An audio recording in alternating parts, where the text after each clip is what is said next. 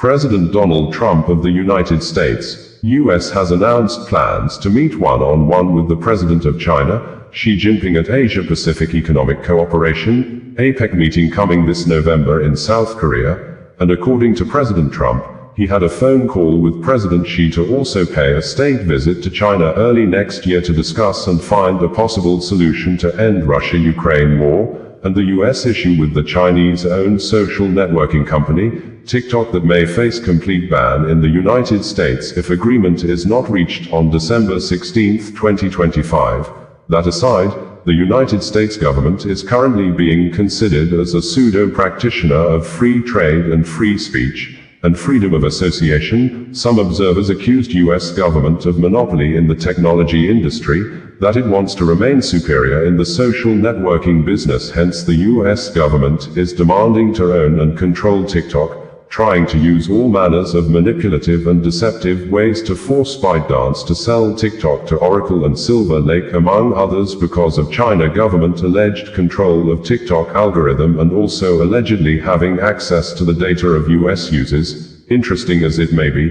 in the aspect of trying to apparently abuse freedom of association, United States government under President Donald Trump has revoked and denied visa to Palestinian President Mahmoud Abbas and 80 other Palestinian authorities in order for them probably not being able to attend the United Nations General Assembly meeting to speak out their minds against Israel war in Gaza and other Palestinian territory. But other world leaders on Friday, in a vote of 145 against 5, permitted the Palestinian President Mahmoud Abbas to address the World Assembly via video call next week.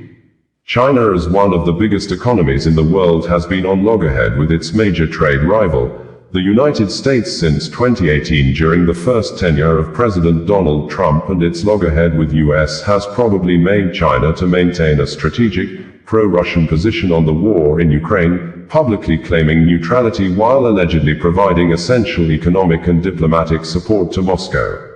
Reports indicated that Chinese officials privately admit that a Russian defeat would not serve Beijing's interests, which center on its geopolitical rivalry with the United States. Also, China's state-controlled media, Xinhua News Agency, People's Daily, China Central Television, which include China Global Television, China National Radio CNR and China Radio International CRI, some of them always using the prominent social networking platform in China, the Weibo social media, are frequently and apparently always amplifying Russian talking points, such as blaming and accusing the North Atlantic Treaty Organization, NATO, of expansion